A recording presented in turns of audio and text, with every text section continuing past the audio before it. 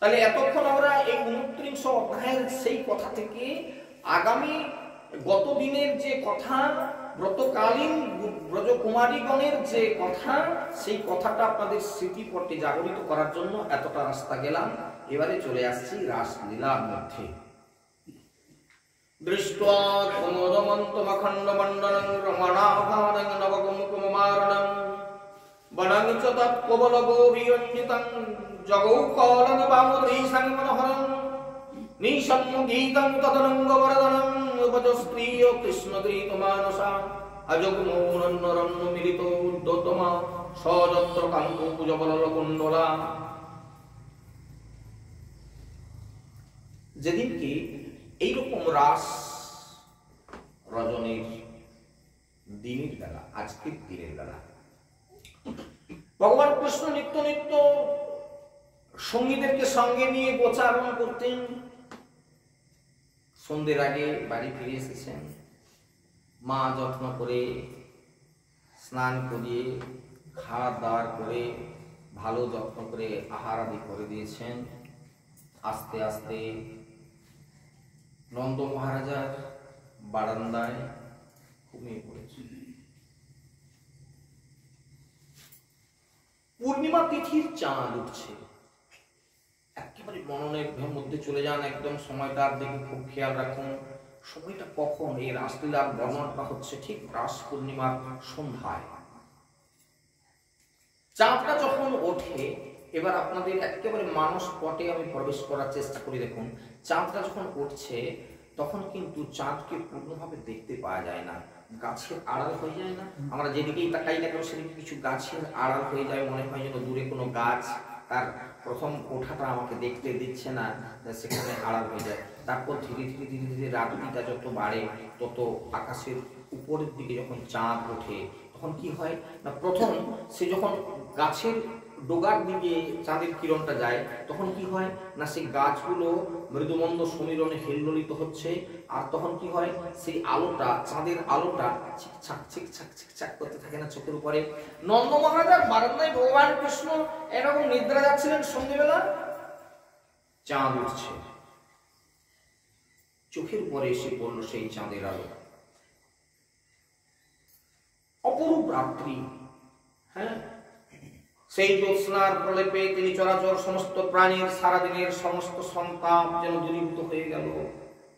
নবোদিত সেই অখণ্ড মণ্ডল পূর্ণিমা তিথির চন্দ্রের বর্ণ ছিল যেন নবকুমকুমের মতো রক্তাভ, যেন কোনো সলজ্জ বিলাসের ঈষৎ একটা সংকোচ মাখা একটা অভিসার।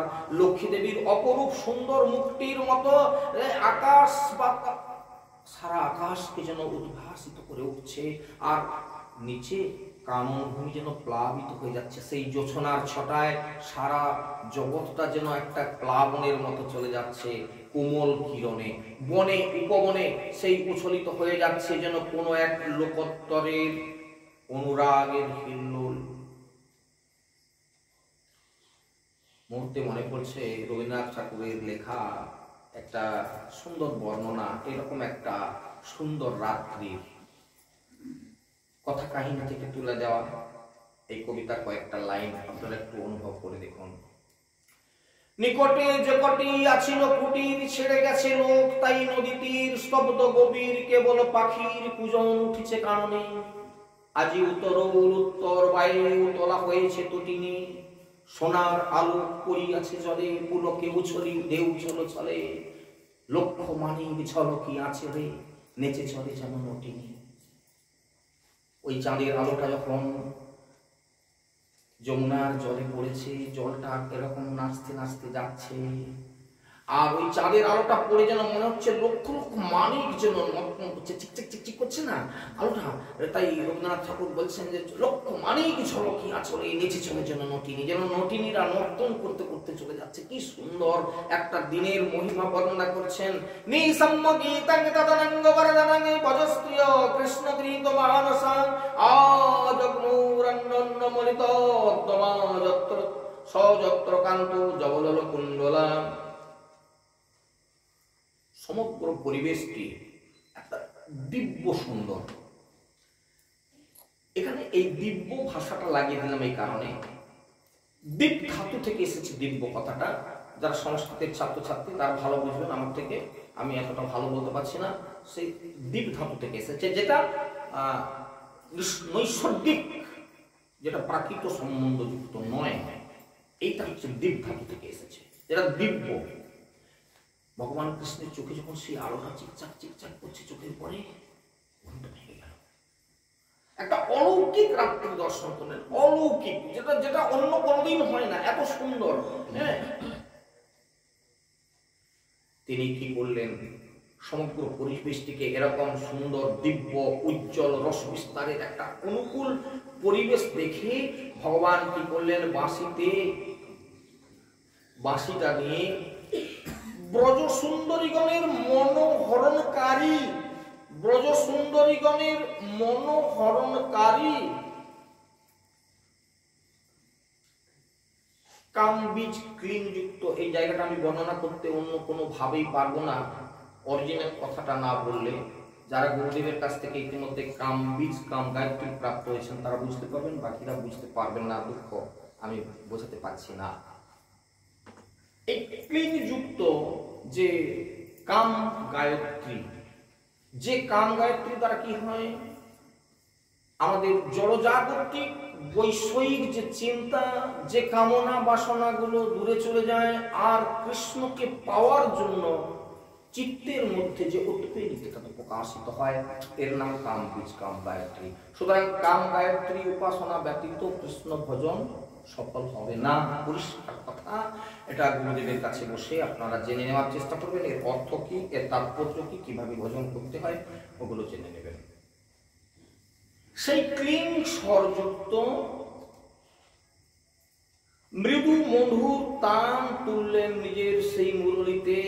সুখদেব শ্রীপাদ বর্ণনা করছেন, মহারাজ পরীক্ষিত সেই সুর এমনই, তা শুনলে ভগবানের সঙ্গে মিলনের আকাঙ্ক্ষাকে কিছুতেই অবদমিত করে রাখা যাবে না। এবার বুঝুন কেন বললাম যে কাম গায়ত্রীর উপাসনা ছাড়া আপনাদের কৃষ্ণ ভজন সম্পূর্ণ হবে না। কারণ এই পথে অনেক বাধা আছে, সেই বাধাগুলোকে কাটিয়ে উঠতে গেলে, কৃষ্ণ ভজন করতে গেলে এই কামবীজ কাম গায়ত্রীর উপাসনাটা শিখতেই হবে। কোনো মতেই আর কৃষ্ণকে লাভ করার যে বাসনা, এই গায়ত্রীটা করলে সেটাকে অবদমিত রাখা যাবে না। এটা উপাসনা যারা নিত্য সকাল সন্ধ্যায় করবেন, তাদের কৃষ্ণের দিকেই মতিটা চলে যাবে, এমনই যে তাকে দমিত রাখা যাবে না। আশা করি আমার অর্থটা বুঝতে পারছেন, যে তাকে অবদমিত করে রাখা যাবে না কোনো মতেই। আমাদের কৃষ্ণের ভজন করতে, পূজা করতে যেতে, দূর তুমি আজকে সেরে নেবো, আমি পালিয়ে যাচ্ছি, এরকম বলি। কিন্তু এই কামবীজ কাম গায়ত্রীর উপাসনা করলে কৃষ্ণের প্রতি ভালোবাসা এত সুগাঢ় তৈরি হয়, এত ভজনের প্রতি তার মতিগতি তৈরি হয়, যে নিজেকে অবদমিত করে রাখা কোনো মতেই যাবে না, কৃষ্ণের দিকেই মতিটা তার ছুটে চলবে। ঠিক এই মুরলীর ধ্বনিতে সেই কামবীজ কাম গায়ত্রী যুক্ত ক্লিং যুক্ত মধুর তান তুললেন। এক তো সেই ব্রজসুন্দরীদের হৃদয় মন প্রাণ সেই বস্ত্রহরণের সময় থেকে ভগবান গ্রহণ করেই রেখেছিলেন, তাদের মন চিত্ত সব চুরি হয়ে গিয়েছিল। এখন তাদের কানে যখন এই ধ্বনিটা প্রবেশ করলো, এটা শোনা মাত্রই তাদের প্রতিক্রিয়া হলো ঠিক সেই রকম। সেই ব্রজকুমারীগণ যারা কৃষ্ণকে প্রতিরূপে পাওয়ার জন্য একসঙ্গে এতদিন যারা একসঙ্গে মিলিতভাবে সাধনা করেছিলেন, এখন কিন্তু আর, খুব মন দিয়ে শুনবেন এই জায়গাটা, আজকে কিন্তু আর কেউ কাউকে ডাকাডাকি করছে না, বলে ওই রে কৃষ্ণ বাঁশি বাজাচ্ছে চল ওইখানে যাই আমরা। আজকে আর কেউ ডাকছে না কাউকে। তাদের হাত পা গুলো যেন শিথিল হয়ে গেছে, একেবারে যেন মন চোরাই, মন চুরি করে নিয়ে গেছে। কি করতেছিলাম, কোন বাড়ির আমি কি করব। এবার একটু বাস্তব জগতে চলে আসি, ধারণাগুলোকে পরিবর্তন করে ফেলি। দেখুন আমি কি তিলগানি করবো, আমি কিরকম বাড়ির একটা ছেলে, আমি একটা ছিমছাম বেল্ট নিয়ে প্রিন্ট করে বেরিয়ে যাবো, আমাকে একদম দেখতে কেমন হবে। আমি যদি একটা কপালে তিলগানি করি, দূর ভালো দেখাবে না। গলায় একটা মোটা মালা পড়লো, বাবাজি বাবাজি বলবে, দূর ভালো নয়। বলছি বলে কিছু মনে করবেন না, হ্যাঁ, কথাটা বোঝানোর জন্য মাত্র।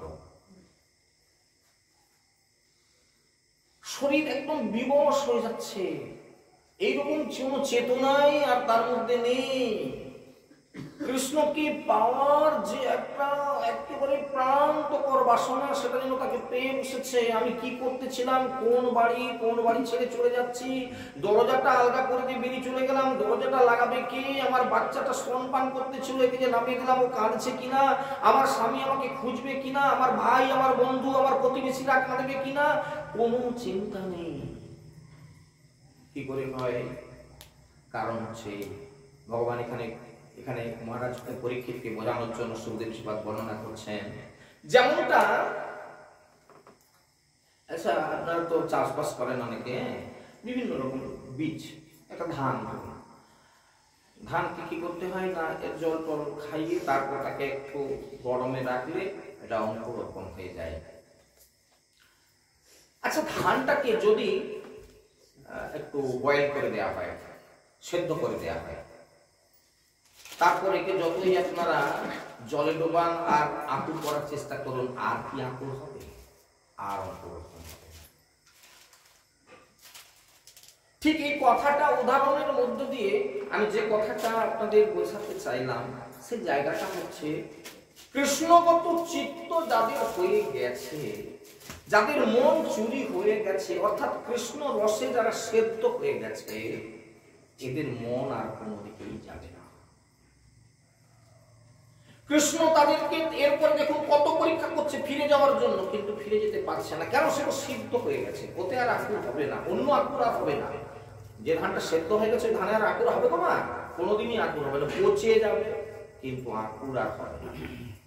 ঠিক তেমনি কৃষ্ণগত প্রাণ হয়ে যায় এই কাম বীজ কাম গায়ত্রীর উপাসনার দ্বারা, যার মধ্যে আর অন্য বাসনা জাগবে না। না সিনেমার দিকে যাই, তাস খেলার দিকে যাই, না বন্ধুদের সঙ্গে আড্ডা করতে যাই, না ওখানে গিয়ে সেরকম একটু করি, ওইদিকে মন যাবে না। এই কাম গায়ত্রীর উপাসনাটা এরকম উপাসনা। সেই জন্য যার যার সদ্গুরুর কাছে বসে আপনারা ভজন সাধন জগতে প্রতিষ্ঠিত হতে গেলে এটা করে দেবেন। আজকে ব্রজ সুন্দরীগণ সেই বস্ত্র হরণকালীন কৃষ্ণ তো তাদেরকে বলেই দিয়েছিলেন যে আগামী শারদ রজনীগুলিতে তোমাদের সঙ্গে মিলিত হয়ে আমি তোমাদের মনের বাসনা পূর্ণ করব। মন তো সেদিন থেকে চুরি হয়েই ছিল। এখন এই বাঁশি শোনা মাত্রই তারা সেই প্রিয়তম কান্তার জন্য এতটাই উৎগ্রাহী হয়ে উঠলেন, এর জন্য দীর্ঘদিনের প্রতীক্ষার পর আজকে তারা কোনো একটা সুযোগ পেয়েছেন। সুতরাং সেই অভিমুখেই তারা যাত্রা করলেন। যেদিক থেকে বাঁশিটা বাজছিল তাদের মনের আকুল অধৈর্য দেহের গতিবেগে প্রকাশিত হচ্ছিল, এবং কি দ্রুত গমনের কারণে তাদের কানের কুণ্ডলগুলো দুলতেছিল, এবং কি কিরকম তারা লিম্পন্তো মৃজয়ন্তু হন্যা অঞ্জন্ত কাশ্চলোচনে বাত্যস্ত বস্ত্রাভরণা কশ্চিৎ কৃষ্ণান্তি গণযজু। কে যে কি করছিল, কে খাদ্য পরিবেশন করতেছিল, আরে অন্নটা দিয়ে আসছু, খেতে দিছু তো তরকারিতে ব্যঞ্জন দিয়ে, সে ভুলেই গেছে, সে অন্নের জায়গাটা রেখে দিয়ে সে বেরিয়ে চলতে আরম্ভ করছিল, আর সে লোকটা খাচ্ছে তার। কোন কোন গোপী তারা সন্তানকে স্তন্য দিতেছিল, কিন্তু যেই না মাত্র এই বাঁশিটা শুনলো, আস্তে আস্তে কখন তার মনের অজান্তে ছেলেটাকে নামিয়ে রেখে দিয়েছে, সে যে চিৎকার করে কাঁদছে, সেই কান্না তার কানে গেল না, বেরিয়ে চলে গেল। কেউ কেউ স্বামীর সেবা করতেছিল, কিন্তু সেই সেবা ছেড়ে সে চলতে আরম্ভ করলো।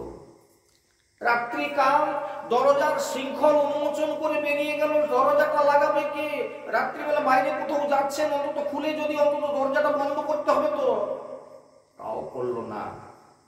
বেরিয়ে চলে গেল। তাদের একেবারে তো সমস্ত চিত্ত তো চুরি হয়ে গেছিল, তাদের কোনো জ্ঞানই ছিল না যে আমি ঘর থেকে বেরিয়ে যাচ্ছি, কে আমাকে কি বলবে, স্বামী আছে বাড়িতে কি বলবে, বাবা আছে বাড়িতে কি বলবে, অন্যান্য বন্ধুরা আছে তারা কি বলবে, আমি যে এই কাজটা করতেছিলাম সে কি বলবে, যাকে খেতে দিয়েছিলাম সে কি মনে করবে, যে বাচ্চাটাকে স্তন দিচ্ছিলাম সে বাচ্চাটা কতটা কাঁদবে, গাভীগুলো হাহাকার করছে তাদেরকে দহন করা হয়নি তারা কি করবে, এসব কোনো চিন্তাই তাদের মাথার মধ্যে আসলো না। তারা সব কিছু পরিত্যাগ করে তখন তারা সেই বাঁশি শোনা মাত্র ছুটে চলে গেল। ভুল হয়ে গেল তাদের কাজের মধ্যে, পড়ে রইল দগ্ধ দহন। একান্ত উৎসুক হয়ে তারা রওনা দিলেন সেই বংশীধারীর উদ্দেশ্যে। উঠলে ওঠা দুধ ছেড়ে সেখানে পোড়া গন্ধ করতে লাগলো, কিন্তু সেদিকে তাদের খেয়াল থাকলো না। শুধু তাই না, এর থেকেও যেটা আরো কঠিন, সেই জায়গাটা হচ্ছে একটা কানে কুণ্ডল করা হয়েছে, আর একটা পড়বে সেই মুঠটাও মনে নাই। এক কুণ্ডল দোলনি, একটা কানে কুণ্ডল দুলতেছে আর একটা পরা হয়নি, চলছে। মায়েরা নিচের ড্রেসটা পরেছে, নিচের ড্রেসটা বৃন্দাবনের ব্রজ মায়েরা ঘাগরা পরে না, সেই নিচেরটা পরেছে, উপরেরটা হাতে নিয়েই চলে যাচ্ছে। সেটা পড়বে বলে চেষ্টা করছিল, বাঁশি বেজে গেছে, ব্যাস হাতে ধরা আছে, যাচ্ছে। কোন কোন গোপী চোখে কাজল দিচ্ছিল, এক নয়নে কাজল রেখ এক কুণ্ডল দোলনি। একটা নয়নে কাজল দেয়া হয়েছে আর একটা চোখে কাজল দেয়া হয়নি, চলতে শুরু করলো। এতটাই তাদের চিত্ত হরণ হয়ে গিয়েছিল। তমেব পরমাত্মানং যার বুদ্ধ্যা বিসঙ্গতা জহুর গুণময়ং দেহং সদ্য প্রতীক্ষ্ণ বন্ধনম। মহারাজ পরীক্ষিত শুনতে শুনতে একেবারে অভিভূত হয়ে গেছে। সুখদেব বাদ বর্ণনা করে যাচ্ছেন, হঠাৎ করে তিনি একেবারে নিস্তব্ধতাটাকে কাটিয়ে একটা প্রশ্ন করে ফেললেন সুখদেব ঋষিকে। কৃষ্ণং বিদু পরং কান্তং নতু ব্রহ্ম তয়া মুনে গুণ প্রবাহ পরমাস্তাং গুণ ধিয়ং কথম। হে সুখদেব ঋষিপাদ, হে মুনিবর, শ্রীকৃষ্ণকে তো এই গোপীগণ পরম প্রিয়তম বলেই জানতেন, তাকে তো তারা ব্রহ্ম বলে তারা কোনোদিন ধারণা করেনি। তাদের দৃষ্টি তো মনে হয় প্রাকৃত গুণময় বিষয়ে আবদ্ধ ছিল। এই অবস্থায় তাদের ক্ষেত্রে গুণ প্রবাহ এই সংসারের নিবৃত্তি কি করে হওয়া সম্ভব? এই সংসারটা নিবৃত্তি তাদের হলো কি করে? সুখদেব ঋষি বর্ণনা করছেন, মহারাজ পরীক্ষিত, আমি তো তোমাকে আগেই বলেছিলাম যে এই জায়গাটা খুব মন দিয়ে শুনবেন, যে চেদিরাজ শিশুপাল ভগবানের প্রতি বিদ্বেষ পোষণ করত, কিন্তু প্রাকৃত শরীর ত্যাগ করবার সময় সে অপ্রাকৃত শরীরে ভগবানের পার্শ্বদ রূপে তার দেহের সঙ্গে গিয়ে মিলিত হলো কি করে? এইখানে একটা কথা আপনারা একদম অন্তরের অন্তরতম স্থানে এই কথাটাকে জায়গা করে রেখে দেন। কি সেটা?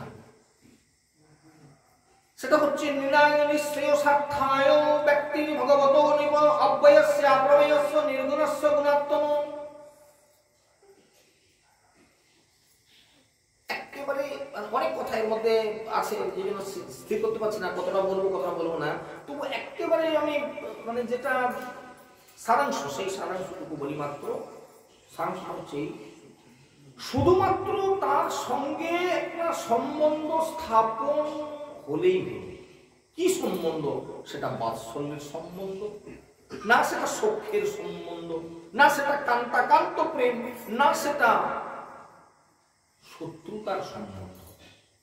শত্রুতার সম্বন্ধ যদি হয়, এই পৃথিবীতে অমুক লোকটাই আমার শত্রু, এই বোধহয় আমাকে মারবে, দাঁড়িয়ে আছে রাস্তায়, আমাকে সজাগ থাকতে হবে, মনে এই চিন্তা। কংস তো কৃষ্ণের সঙ্গে কোনোদিন বন্ধুত্ব করেনি, কংস তো কৃষ্ণকে নিজের প্রিয়তম বলে কোনোদিন জানেনি, শুধু তার শত্রু বলে জানে। কিন্তু কংস যখন বধ হয়ে গেল, তার অন্তরাত্মাটা ভগবানের সঙ্গে গিয়ে মিলিত হয়ে গেল কি করে? কারণ হচ্ছে এই, সে নিদ্রায় জাগরে প্রতিটি মুহূর্ত ভাবতো এই বুঝি কৃষ্ণ আসলো, এই বুঝি কৃষ্ণ আসলো। তাহলে কি শেষ কথাটা, যেটা সারাংশ রূপে আপনাদের কাছে আমি তুলে দিলাম, কৃষ্ণের সঙ্গে যে কোনো একটা সম্বন্ধ স্থাপিত যে কোনো রকমের একটা সম্বন্ধ, শুধু তার সঙ্গে সম্বন্ধ স্থাপিত হওয়া দরকার। সে যে কোনো ভাবকে আশ্রয় করে হোক না, হতে পারে কামকে, হতে পারে ক্রোধকে, হতে পারে ভয়কে, হতে পারে স্নেহকে, হতে পারে সেটা ঐক্যকে, হতে পারে সেটা আত্মীয়তা বা সমজাতীয় কিছু, কিংবা কোনো সৌহার্দ্যপূর্ণ ব্যবহার, কিংবা কোনো বন্ধুত্ব, কিংবা কোনো ভক্তি, অথবা যা কিছু ভাবকে, যে কোনো একটা ভাবকে ধরে যে কোনো উপায়ে নিজের বৃত্তি সমূহকে নিত্য নিরন্তর তার সঙ্গে যুক্ত করে দিতে হবে।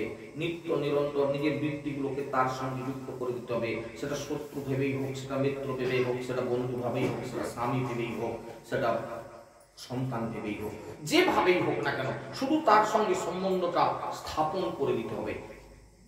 ভগবানের সঙ্গে এরকম যখনই যুক্ত হয়ে যাবেন, তখন কি হবে না, ভগবানের সঙ্গে যে কোনো ভাবে সংযোগ হয়ে গেলে কি হবে, তার বৃত্তিগুলি ভগবানমুখী হয়ে যায়, বৃত্তিগুলি ভগবানমুখী হয়ে যায়। এই জন্য আমাদের মাঠে না জল বেরোয়নি, মাঠে জল বেরোয়নি, ধান পচে যায়, বেশি জল হলে ওই পাশের সব জল এসে আমাদের এখানে জুটে যায়। হঠাৎ করে একটা বুদ্ধি আসলো, নদীটা যদি একটু কমে যায়, তাহলে এই সময় যদি একটা আমরা যদি লাইন করে দিই, জল লাইন, মাঠের জল বারানটা যদি করে দিই না, তাহলে জলটা নদী বোধহয় টেনে নেবে। একবারে গল্পটা শোনাই আপনাদের। বলে আমরা করলাম কি না, ওইখান দিয়ে ওই যে পিজি রোডের নিচে দিয়ে আমরা একটা ড্রেন করে দিয়েছি না, একটা পুল করে দিয়েছি, ওই জলগুলো নদীতে চলে যাচ্ছে, এনেছে নদী নিয়ে চলে যাচ্ছে। যে কোনো ভাবে এরকম একটা সংযোগ করে দেন, ফুটা করে দেন, যে যাতে করে নদী যে ঢুকে যায়, বাস মাঠের জল সব নদীতে চলে যাচ্ছে। ঠিক তেমনি ভগবানের সঙ্গে একটা সম্বন্ধ করে দেন, কোনো জায়গায় একটা ফুটা করে দেন, ওই সম্বন্ধটা থাকলেই হবে।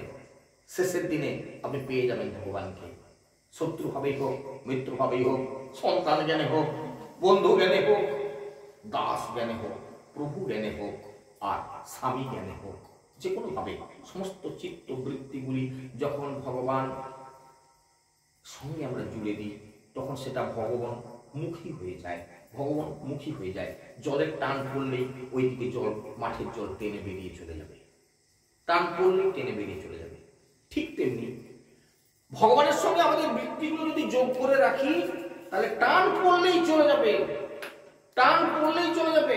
আপনাদের বৃত্তিগুলো জোগানো, কোন রকম জোড়া লাগানো ছিল বলে আপনারা বুঝলেন যে না, আজকে যখন ভাগবত কথা হচ্ছে আমরা ওখানে একটু চলে যাই, ওই টান পড়েছে, চলে এসেছেন আপনারা। যাদের বৃত্তিগুলো এখনো জোড়া হয়নি, ওরা আসতে পারে না। যে কোনো ভাবে একটা সম্বন্ধ করে ফেলুন। এই যে যাওয়া আসার সম্বন্ধ আপনাদের সঙ্গে হয়ে গেছে, আপনারা গভীরভাবে চিন্তা করুন, যারা অনেকদিন ধরে যাওয়া আসা করছেন কয়েক বছর ধরে, তারা একটু লক্ষ্য করে দেখুন যে আমাদের সম্বন্ধ কি ক্রমশ গাঢ় হচ্ছে কিনা। ঠিক তেমনি ভাবে আমরা ভগবান আমাদের বৃত্তিগুলোকে, যেমন কিনা একটা সময় কি না নদী দিয়ে জল প্রবাহিত হয়ে চলে যেত, বর্ষাকালে বৃষ্টি হতো, চলে যেত। আগে ওই একবার মাঠে চাষ হতো, তারপর বৃষ্টি নাই, মাঠও শুকনো, ধান ভালো হতো না। এখন কি হয়েছে, বিভিন্ন রকম পরিকল্পনা করে বর্ষার জলকে ব্যারেজ করে বাঁধ দিয়ে রেখে, সেগুলোকে যখন বৃষ্টি হয় না, খরা হয়, খরার সময় নদীতে জল ছেড়ে সেগুলো বিভিন্ন ক্যানেলের মাধ্যমে মাঠে প্রবেশ করানো হচ্ছে, মাঠে চাষবাস হচ্ছে। সবুজের বিপ্লব আসছে বলেই আজকে দেশের মানুষের কোনো অভাব নেই। ঠিক তেমনি আমাদের বৃত্তিগুলো কি প্রবাহিত হয়ে চলে যাচ্ছে না? খুব মনন করুন, আমাদের সময়গুলো কি চলে যাচ্ছে না? দুর্গাপূজায় কতদিন ঘোরাঘুরি করে নিলাম, খুব যেখানে যা অনুষ্ঠান পত্র ছিল ঘুরে দেখলাম, জগদ্ধাত্রী পূজায় কত জায়গায় কত অনুষ্ঠান হলো দেখলাম, কালী পূজায় কত নাচা গানা করলাম, কি খাবন দাবন যেখানে হচ্ছে সেখানে চলে যাচ্ছি। এইভাবে আমাদের জীবনের মূল্যবান সময়গুলো গড়িয়ে চলে যাচ্ছে। ওই সময়গুলোকে আমরা যদি বাঁধ দিয়ে বেঁধে ওইখানে যাত্রা হচ্ছে, এখানে ভাগবত কথা শুনবে কেন? এই যাত্রার দিকেই ছুটবে। যারা যাত্রায় গেল না, ওই স্রোতের সঙ্গে মিশলো না, বাঁধ দিয়ে জলটাকে এই ভগবত ভজনের দিকে ঢোকালো, এদের চাষবাস হবে। দেখুন তো বোঝা যাচ্ছে কিনা? সুতরাং আমাদের চিত্তের বৃত্তিগুলোকে, আমাদের যে ইন্দ্রিয়ের বৃত্তিগুলোকে, চোখ চায় ভালো দেখবো, কান চায় ভালো শুনবো, কি ভালো শুনবে? মানুষ সব ইন্টু মিন্টু শুনতে চায়। কাদের ঘরে কি ঘটলো, সেই ঘটনা, মেয়ে ছেলে কি করলো, ওদের ছেলেটার সঙ্গে তাদের মেয়ের কি ঘটলো, তাদের বউর সঙ্গে ওর কি হলো, এই কথা যদি পেয়ে যায় তাহলে চানাচুরের থেকেও মিষ্টি, তাই না? এই বৃত্তিটাকে বাদ দিয়ে বন্ধ করে আমাদের ইন্দ্রিয় বৃত্তিগুলোকে ভগবানমুখী করা। আজকে কোথায় যেন ভাগবত কথা হবে বলছিল যে, না অন্য জায়গায় যাবো, এখানে একটু ভগবানের কথা হবে, সেইখানে যাবো। চিত্ত বৃত্তিগুলিকে ওইদিকে ঘুরিয়ে দেন, শুধু এইটুকু করলেই চলবে। তারপর ভগবানের কাজ ভগবান করবেন। শুধু আপনাদের বৃত্তিগুলোকে ওই যে লাইনটা কেটে রেখে দেন। এখন নদীতে জল চলছে, কয়েকদিন অপেক্ষা করে যান, দেখবেন নদীতে টান করলে মাঠের জল সব টেনে নেমে চলে যাবে। তখন আর আইলের ভোগও আর মারতে সময় পাবেন না। দেখবেন যে নদীও শুকনা হয়ে গেছে, আর গোটা মাঠের জলও শুকনা, আপনার জমিও শুকনা হয়ে গেছে। আপনাকে আর যেতে হবে না, সব আপনাকে কি শুকনা হবে। ঠিক তেমনি আমাদের চিত্ত বৃত্তিটাকে শুধু জুড়ে রাখতে হবে ভগবানের সঙ্গে, যে কোনো ভাবে হোক না কেন। যেমন কিনা ব্রজগোপীগণ, তারা কি করলো? সেই গভীর রাত্রিতে তারা গভীর অরণ্যের মধ্যে প্রবেশ করে ভগবান শ্রীকৃষ্ণ যেখান থেকে মুরলী বাজাচ্ছিলেন সেখানে গিয়ে উপস্থিত হলেন। ভগবান দেখলেন যে ব্রজভূমির সেই মূর্তিমতী মাধুর্যরূপা ব্রজ সুন্দরীগণ তারা তার কাছে উপস্থিত হয়ে গেছেন। তখন তিনি অপূর্ব একটা বাণী কৌশল করলেন, তার মতো এত বাক চাতুরালি আর কেউ করতে পারে না। কি চাতুরালি করলেন, কেন করলেন? প্রত্যেকটা জায়গায় প্রশ্ন তুলবেন। এই কারণগুলো উপলব্ধি না করলে রাসকে বুঝতে পারবে না, রাসের রস তত্ত্বকে উপলব্ধি হবে না। কি বাক চাতুরালি করলেন? তিনি প্রথমে তাদেরকে বাণী দ্বারা কৌশলে তাদেরকে বিমোহিত করে দিলেন। কেননা তার মতো বক্তা তো পৃথিবীতে আর কেউ নাই, সর্বলোকে কেই বা আছে। কারণ স্বয়ং বাগদেবী যার আশ্রিতা, মা সরস্বতী যার আশ্রিতা, যার কন্ট্রোলে হাতের মুঠায়, যার কথায় চলে, তিনি বাক চাতুরালি করবেন এ বিষয়ে আমাদের সন্দেহের কোনো জায়গা নাই। কি বললেন? স্বাগতং ভূ মহাভাগা প্রিয়ং কিং করবামি চ বো সাবর্জস্যা নাময়ং কচ্চিৎ দ্রুতাগমন কারণম। তার বাঁশি শুনে ব্রজ সুন্দরীগণ একবারে অবশ বিবশ হয়ে, তাদের কোনো দিক দিশা জ্ঞান নাই, কোন অঙ্গে কাপড় পরা হয়েছে, কোন অঙ্গের কাপড় ধরা হয়ে আছে, হাতে এসে পৌঁছে গেল। আর ভগবান তাদেরকে নিয়ে কেমন পরিহাস করছেন, বলছেন হে ভাগ্যবতী গোপাঙ্গনাগণ, স্বাগত তোমাদেরকে, সুস্বাগতম সুস্বাগতম। স্বাগতম ভৌ মহাভাগা প্রিয়ং কিং করবানিব। বলো তোমাদের কোন প্রিয় কাজ করতে পারি যাতে করে তোমরা খুশি হতে পারো, বলো। ব্রজের সব কুশল তো, কিরকম চটপট করে কথা পাল্টে দিচ্ছেন দেখুন। বলো তোমাদের জন্য আমি কি করতে পারি। হ্যাঁ, তোমার ব্রজের সকলে কুশল তো। এই সময় তোমাদের এখানে আগমনের কারণ কি? দেখুন পটপট কিরকম দিক পরিবর্তন করে দিচ্ছে, ভাষার কাটিং কিরকম পরিবর্তন হয়ে যাচ্ছে দেখুন। তোমরা এই রাত্রিবেলা এখানে আসার কারণ কি? দেখো এখন রাত্রিকাল, এমনিতেই একটা ভয়ের সময়। তাছাড়া হিংস্র জন্তু জানোয়াররা রাত্রিবেলায় তো বেরোয় তারা খাবারের অন্বেষণে। সুতরাং এই চারিদিকে তারা এখন ঘুরে বেড়াচ্ছে। সুতরাং তোমাদের পক্ষে এখানে অবস্থান করাটা একেবারেই উচিত হবে না। তোমরা দ্রুত ব্রজে ফিরে যাও।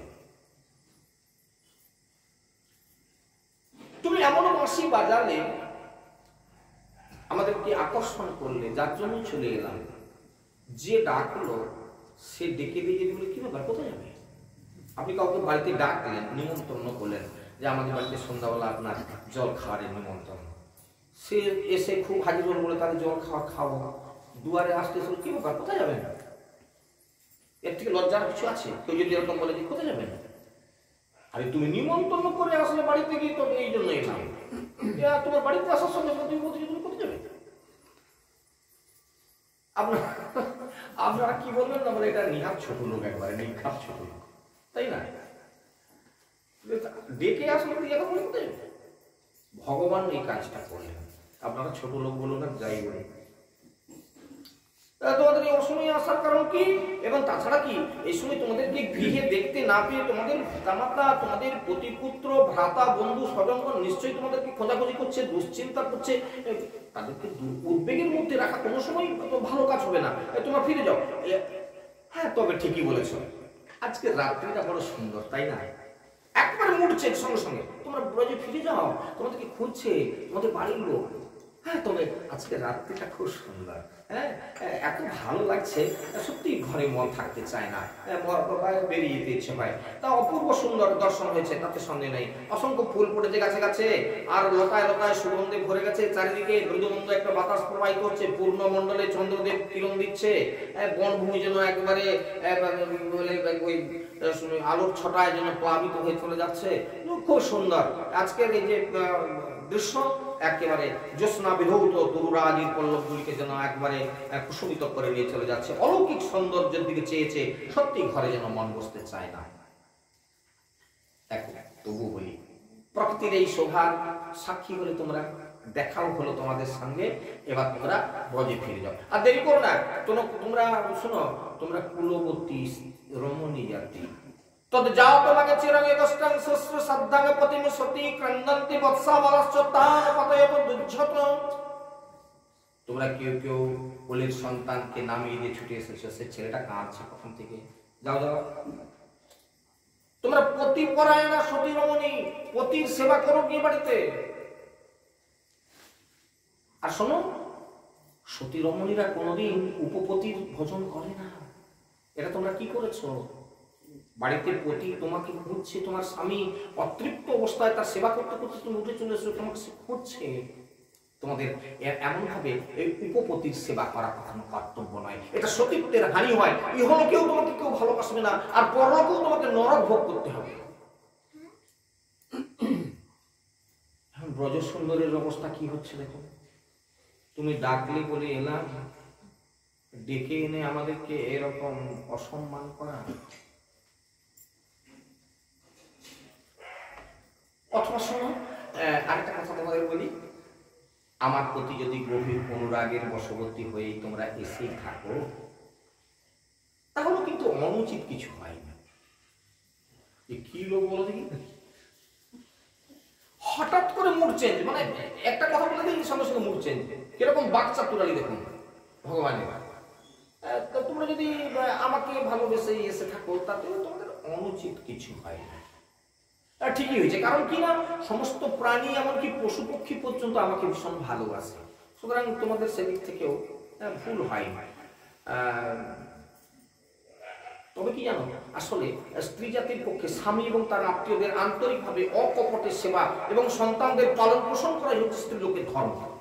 হ্যাঁ, সুতরাং যে নারীগণ উত্তম লোক প্রাপ্তির অভিলাষ করে, তারা কোনোদিনই এরকম স্বামীকে ত্যাগ করে বাড়ি থেকে চলে যায় না। উপপতির ভজন তারা করে না, এবং তাতে কি হয়, পারলৌকিক তাদের ক্ষতি হয়, স্বর্গের দ্বার তো রুদ্ধ হয়ে যায়, এমনকি তাদের জন্য নরকের দ্বার খুলে যায়। শ্রবণাৎ দর্শনাৎ ধ্যানাৎ নৈ ভাবন কীর্তনয়াৎ ন তথা সন্নিকর্ষেণ প্রতিজাত ততগৃহ্যম। তোর ফিরে যাও। ব্রজ সুন্দরীগণ কি করবেন ভেবে পাচ্ছে না, নিচের দিকে মুখ হয়ে গেল। কজ্জল নয়ন থেকে টপ টপ করে বক্ষ গড়িয়ে জল পড়তে লাগলো। পায়ের নখ দিয়ে তারা আকচিরা কাটতে কাটতে মাটির দিকে তাকিয়ে কি করবেন ভেবে পাচ্ছেন না।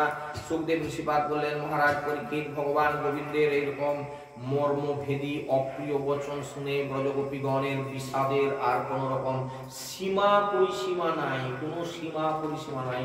তারা কি করবেন, যে আশা নিয়ে এসেছিলেন সব যেন এক মুহূর্তের মধ্যে জ্বলে পুড়ে ছাই হয়ে গেল।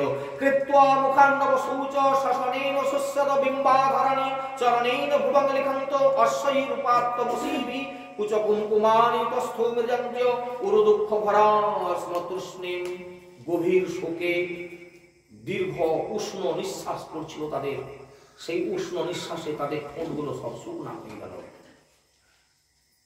সব ঠোঁট শুকনা। অবিরল ধারায় অশ্রুধারা গড়িয়ে পড়তে লাগলো, বক্ষ ভিজিয়ে বক্ষের কুমকুম ধুয়ে সব নেমে যাচ্ছে। যারা তার জন্য জীবনের সব সুখের আশা সমস্ত কামনা বাসনা পরিত্যাগ করে এসেছেন, সেই প্রিয়তম শ্রীকৃষ্ণের মুখ থেকে এমন নিষ্ঠুর কথা, এমন বুক ফাটা দুঃখ তারা যেন সহ্য করতে পারছে না কিছুতেই। আমরা তো সব ছেড়ে চলে এসেছি, যেটা ছেড়ে চলে এসেছি সেখানে আর ফিরে যাওয়া যায় না। সমুদ্রে আসার পর নদীকে সমুদ্র যদি বলে তুমি ফিরে যাও, সেটা যেমন কোনোদিন সম্ভব নয়। আমরা যে সংসার, যে স্বামী, আপনজন, আত্মীয় স্বজনদেরকে ছেড়ে চলে এসেছি, আর আমাদের সেখানে ফিরে যাওয়া যাবে না। তুমি আমাদের গ্রহণ করো বা না করো, আমাদের কিন্তু সেখানে আর ফিরবার কোনো পথ নাই। একটা মেয়ে যদি সন্ধ্যেবেলা বেরিয়ে যায় বাড়ি থেকে স্বামীর কাছে থাকতে থাকে, সে মেয়েটা যদি ভোরবেলা ফেরে কোথাও থেকে, একজন হাত তুলে বলবেন যে তাকে আপনি সাদরে গ্রহণ করে নেবেন ঘরে। আমাদের সেই অবস্থা। এইরকম একটা যে নৃশংস তাদের ভগবানের কাছ থেকে তারা ব্যবহার পাবেন, এটা তারা স্বপ্নেও কোনোদিন ভাবেনি। তাই তারা এখন চিন্তা করলেন যে আমাদের শুধুমাত্র বুক ফাটা কান্না ছাড়া আমাদের আর কিছুই সম্বল রইল না। অবশেষে তারা অনেক চিন্তা ভাবনা করে, তবু তো ফিরে যাওয়ার জন্য আমরা আসিনি, তাই শেষ কথা তো কিছু অন্তত আমাদেরকে বলতেই হয়। অনেক কষ্ট করে সেই ব্রজসুন্দরীগণ গোপীগণ বললেন, ওগো বিভু, ওগো সর্বব্যাপী, ওগো নিখিল জীবের অন্তর্বাসী হে ভগবান, আমাদের হৃদয়ের সংবাদ তো তোমার অজানা নয়। তুমি তো সকলের অন্তরের কথা জানো। তাই আমরা আমাদের অন্তরে যে কি চিন্তা করে এসেছি, আমরা তোমাকে কতটা ভালোবেসে গৃহ সংসার স্বামী পুত্র সবকিছু পরিত্যাগ করে দিয়ে গৃহের শৃঙ্খল উন্মোচন করে রাত্রিকালে আমরা চলে এসেছি, সব ত্যাগ করে ফিরে যাওয়ার জন্য তো নয়। তোমার শরণ নিয়েছি, সমস্ত কিছু বিসর্জন দিয়েছি, তোমার চরণ মূলে শরণ নিয়েছি, ভালোবেসে বরণ করেছি তোমার ওই শ্রীপাদ পঙ্কজ সেবা।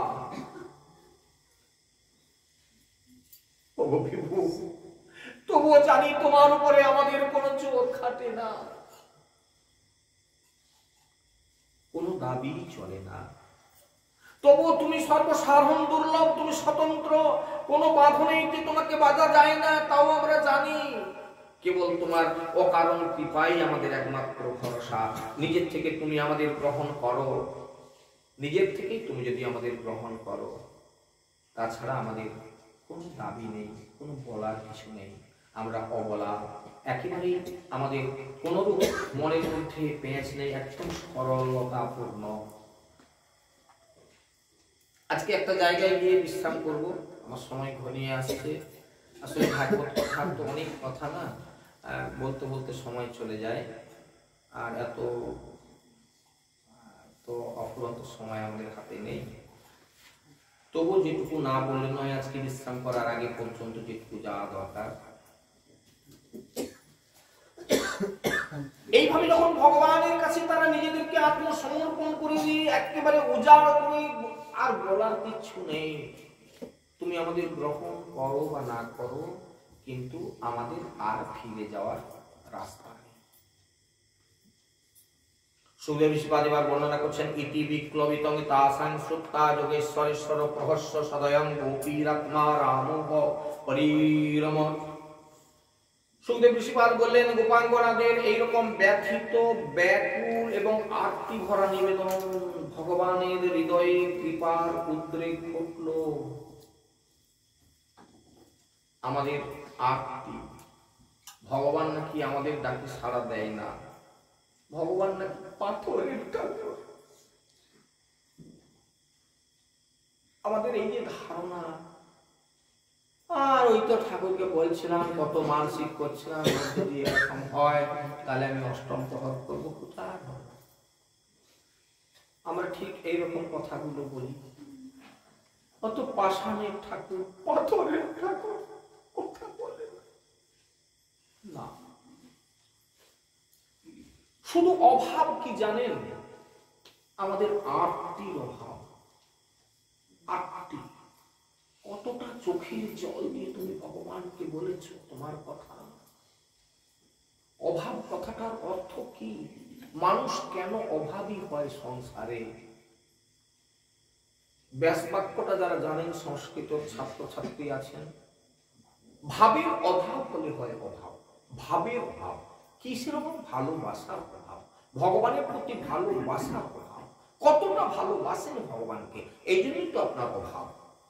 যদি আপনি ভগবানকে ভালোবাসতে পারতেন, নিজের আত্মী, নিজের চিত্তকে সব সমর্পণ করে, তাহলে আপনার অভাব হতো না। অভাব হচ্ছে ভাবের অভাব হলেই হয় অভাব। সেই আত্মী ভরা নিবেদন ভগবানের হৃদয়কে করুণার উদ্রেক ঘটল ওই ব্রজগোপীদের আত্মকরন্দনে। তিনি তো যোগেশ্বরগণের ঈশ্বর, তাই তিনি বুঝতে পারলেন, মেনে নিলেন ব্রজগোপীগণের মনের ইচ্ছা। তখন তিনি কি করলেন না, নিজেকে একেবারে ব্রজগোপীদের মনের মতো করে দিলেন। তোমরা ঠিক যেমনটা চাও, আমাকে নিয়ে তোমরা যেমনটা পেতে চাও, যেমনটা। ভগবান কতটা ব্রজগোপীদেরকে কৃপা করলেন, করুণা করলেন, যতটা পেতে চাও, যেমন ভাবে আমাকে পেতে চাও, নিজেকে সেরকম করে দিলেন, নিজেকে এমন করে দিলেন যেন এড়িয়ে দিলেন, তোমরা কিরকম করে আমাকে পেতে চাও পেয়ে নাও। আর কি বলবো, কিরকম করে পেতে চাও করে নাও, নিয়ে নাও আমাকে। কৃষ্ণের প্রতিজ্ঞা এক আছে পূর্ব হইতে, যে জয়ীছে ভজে কৃষ্ণ তারে ভজে তৈছে। সে প্রতিজ্ঞা ভঙ্গ হলো গোপীদের ভজনে, যে কারণে ঋণী হলেন কৃষ্ণ আমার ব্রজগোপীদের সঙ্গে। ভগবান বিক্রি হয়ে যায়। শুধু তাই না, ভগবান বিক্রি হওয়ার পরেও আরেকটা জায়গা আছে যেখানে বিক্রি হয়েও হয় না, ঋণী হয়ে যায়। ভগবান বললেন, আমি ভক্তদের কাছে এরকম ঋণী হয়ে যাই, নিজেকে সব বিকি দিয়ে, নিজের সর্বস্ব ভক্তদেরকে দিয়ে আমি একবারে ঋণী হয়ে যাই। যে ঋণ শোধ করবার জন্য আজ কলিযুগের মাটিতে গৌর সুন্দর আসলেন, রাধারানীর হৃদয়কে ধারণ করে রাধা ভাবে ভাবিত হয়ে সারা জীবন কাঁদলেন দেশে দেশে। কিসের কারণে? ও তো রাধা প্রেমের ঋণ শোধ করার জন্য। ভাবুন ভগবান কিরকম ঋণী হয়ে যায় ভক্তদের কাছে, ভক্তদের ভজনে। তাহলে কি না, আমরা শুধু ভুল করি, আমাদের আর্থ নেই, আমাদের ডাকার ভাষা নেই। আমরা ওই যে রামকৃষ্ণদেব একটা সুন্দর কথা বলতেন, আপনারা শুনলে হয়তো হাসবেন, বলে ওরে বউয়ের জন্য তো এক ঘটি কাঁদলি, মায়ের জন্য ক ফোঁটা চোখের জল দিয়েছিস। মানে তার কথাগুলো একটু মোটামুটি, তো বউয়ের জন্য এক ঘটি কাঁদলি মানে এক ঘটি চোখের জল। এখন যদি বউয়ের কিছু হয় তো এক ঘটি জল চোখ থেকে বেরিয়ে যাবে। ভগবানের জন্য ক ফোঁটা চোখ জল থেকে পড়েছে, প্রত্যেকে বুকে হাত দিয়ে আজকে চিন্তা করুন তো, ভগবানের জন্য ক ফোঁটা চোখের জল আমাদের পড়েছে। শুধু এই জায়গা, শুধু আরতি, তাকে পাওয়ার, আর কিচ্ছু না। তিনি নিজেকে সর্বস্ব দেখিয়ে দেয়। শত শত গোপী বনিতার মধ্যে, গোপবনিতাগণের মধ্যে ভগবান তখন সেই যুথপতি রূপে বিরাজ করতে লাগলেন। গোপাঙ্গনারা সুরস্বরে তার কীর্তিগাথা গান করতে লাগলেন। আবার তিনিও গানের মাধ্যমে তাদের প্রেমের মাহাত্ম্য খ্যাপন করতেছিলেন। এইভাবে তারা সেই রাস রজনীতে সেই বনে বিচরণ করতে করতে যমুনা পুরীনের দিকে এগিয়ে গেলেন। এবং ভগবত কৃষ্ণালব্ধ মানা মহাত্মন আত্মারমিনীরে স্ত্রীনাং মনিনোর্যহব্যক্যং বহু। পরম ঔদার্যময় সর্বব্যাপী ভগবান শ্রীকৃষ্ণের কাছে এই রূপ সমাদর লাভ করে, এই জায়গাটা আরো বেশি করে মনন করবেন, আন্ডারলাইন করে রাখুন। ব্রজগোপীরা ভগবানের কাছ থেকে এইরকম সমাদর লাভ করলেন। কি তোমরা যেভাবে পেতে চাও আমি সেই রকমই তোমাদের কাছে, আমি নিজেকে তোমাদের কাছে বিছিয়ে দিলাম, তোমরা তোমাদের মনের মতো করে আমাকে নিয়ে নাও, গ্রহণ করে নাও। ভগবান ঠিক ভক্তের কাছে এইরকমই হয়ে যায়, নিজেকে আত্মসমর্পণ করে দেয়। তোমরা যতটা আমাকে পেতে চাও পেয়ে নাও, যে যথা আমার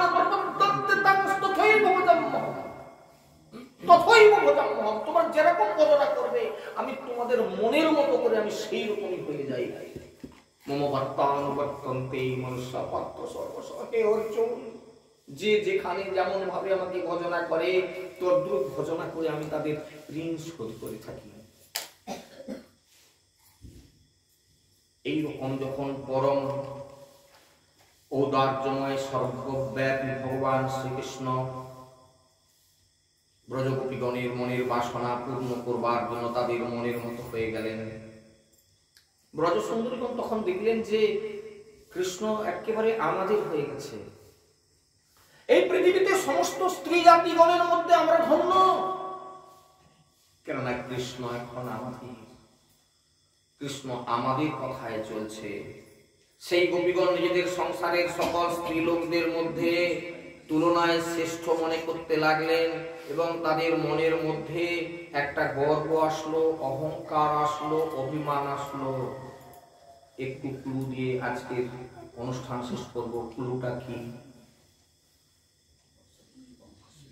আমাদের সংসারে এই স্ত্রী জাতিরা কি করে?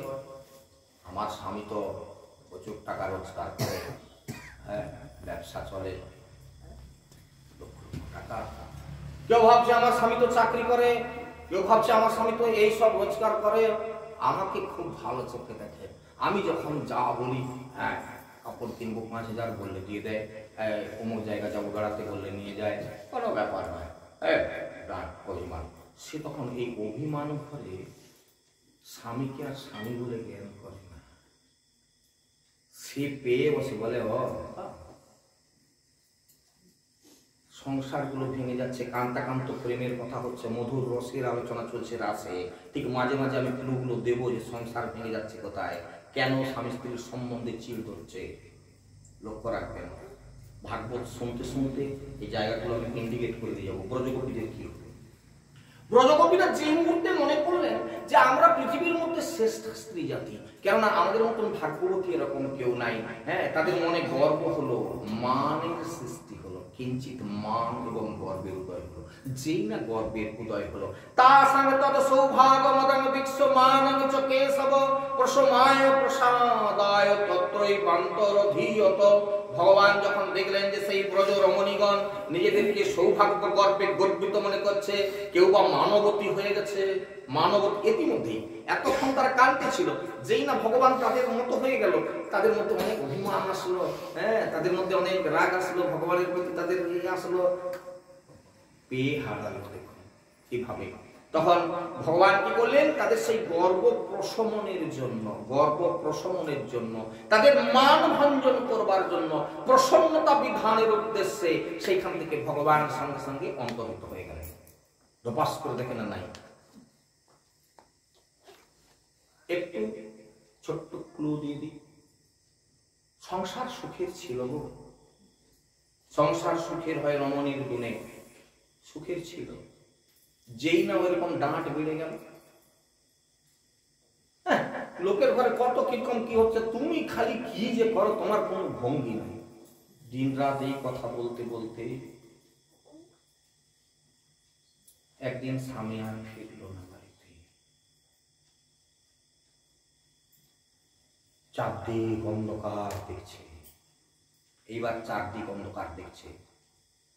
এই ছোট্ট ক্লুটা একটু পুট করে দেখুন তো, এরকম কি সংসারে কোথাও অন্ধকার দেখছে কেউ?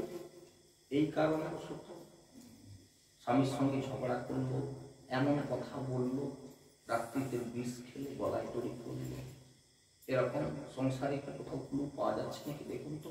দেখতে থাকুন, আগামীকালকে এই জায়গায় ফিরে এসে শুরু করবো। মানবতী হয়ে তারা এখানে পড়ে রইল, আবার কান্না তাদের শুরু হলো, কৃষ্ণ তাদেরকে ছেড়ে অন্তর্হিত চলে গেলেন। রাস চলছে, চলবে, আগামীকাল আবার আসুন এই জায়গায়। সংস্কন্ধের পূর্বার্থে ভগবত রাস ক্রীড়া বর্ণন নাম ত্রিংশঃ অধ্যায়ঃ। নমো ভগবতে বাসুদেবায়। এখানে রাখলাম শ্রীমদ্ ভাগবতামৃত পূর্ণিত বদনে বরুণ গৌর হরি নিতাই নমঃ।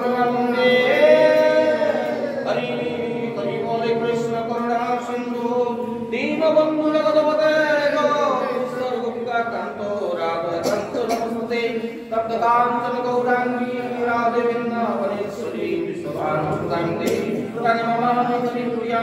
হরে নাম হরে নাম কেবলম কলৌ নাস্তেব নাস্তেব গতিরন্যথা। হরে কৃষ্ণ কৃষ্ণ কৃষ্ণ হরে হরে, হরে রাম রাম